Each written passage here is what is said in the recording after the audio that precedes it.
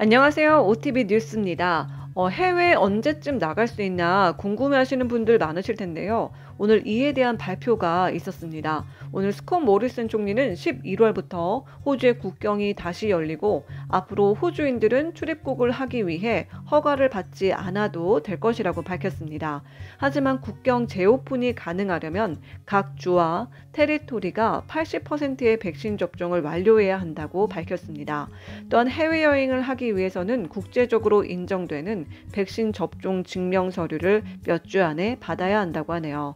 또한 호텔 격리가 아닌 7일 자가 격리가 이루어질 예정인데요.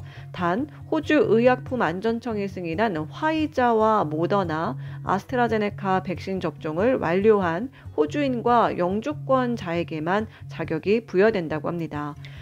백신 접종을 받지 않았거나 승인되지 않은 백신을 맞은 사람들은 기존처럼 14일 동안 호텔 격리를 해야 한다고 합니다. 한편 오늘 놀라운 소식이 전해졌는데요. NSW 글래디스 베르지클리안 주총리가 사임을 발표했습니다. 이는 부패방지 독립위원회가 의회 청문회 조사 대상으로 베르지클리안 주총리를 지목한 이후 나온 것입니다. 가족도 모르게 만나왔던 베르지클리안 주총리의 전 연인, 와가와가의 전 자유당 의원이었던 데를 맥과이어와의 관계로 일이 결국 발생했네요. 이들이 연인 관계였던 당시 베르지클리안 주총리는 맥과이어 전 의원에게 특혜를 줬다는 의혹을 받고 있습니다. 맥과이어는 재임 시절 와가와가 지역구에 호주 클레이 사격협회 연습장과 리버리나 음악회를 신축하겠다고 공약했는데요. 모두 지원을 받게 됐죠. 주총리는 이를 거부했지만 후에 다시 승인해서 예산이 지원됐습니다. 맥과이어 전 의원은 부동산 거래로 대가를 요구했다고 인정하며 2018년 의원직에서 물러났는데요. 부패방지 독립위원회는 이 과정에서 주총리가 그에게 특혜를 주었는지 여부를 10월 18일부터 열흘간 조사할 예정입니다. 한편 오늘 NSW주의 신규 감염자는 864명으로 보고됐고 15명이 추가 사망했습니다.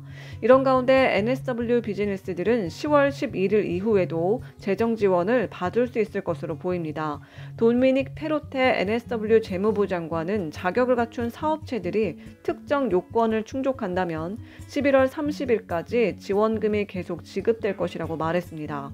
이 보조금은 매출액이 7만 5천 달러 미만인 소규모 비즈니스에 계속 지급될 예정이지만 2주일에 750달러로 절반으로 축소됩니다.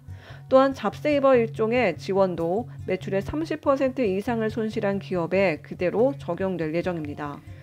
빅토리아주에서는 하루 새 신규 확진자 1,143명을 기록했고 3명이 사망했습니다. 이 같은 확진자 급증은 지난 주말 불법 집회에서 나온 건데요. 목요일 신규 감염자 1,438명 중 거의 500명이 지난 주말 멜번 전역에서 AFL 그랜드 파이널 경기와 관련한 불법 모임에 참여한 것으로 알려졌습니다. 버넨 연구소의 로드맵과 연계된 예측에 따르면 빅토리아주에서는 10월 말까지 이를 최대 2,900명 감염이라는 최악의 시나리오가 있는데요. 부디 이런 일은 일어나지 않길 바라봅니다. 그런가 하면 오늘 ACT주에서는 52명의 새로운 코비드-19 확진자가 보고됐고 노인 요양시설의 노인 2명이 사망한 것으로 밝혀졌습니다. 퀸즐랜드주에서는 오늘 2명의 신규 확진자가 보고된 가운데 아나스타샤 팔라쉐이 주총리는 공중보건 조언이 있다면 일요일 브리즈번의 선콥 스테디움에서 열리는 NRL 글랜드 파이널 경기를 주저하지 않고 취소할 예정이라고 밝혔습니다. 그런가 하면 주총리는 미스터리 사례가 없기 때문에 락다운을 실시하지 않았다고 덧붙였습니다. 오늘은 호주 코로나 상황과 NSW 주총리의 사임, 국경 재개방과 관련한 소식 전해드렸습니다. 도움 되셨길 바라고요. 저희는 다음 영상에서 또 봬요. See ya!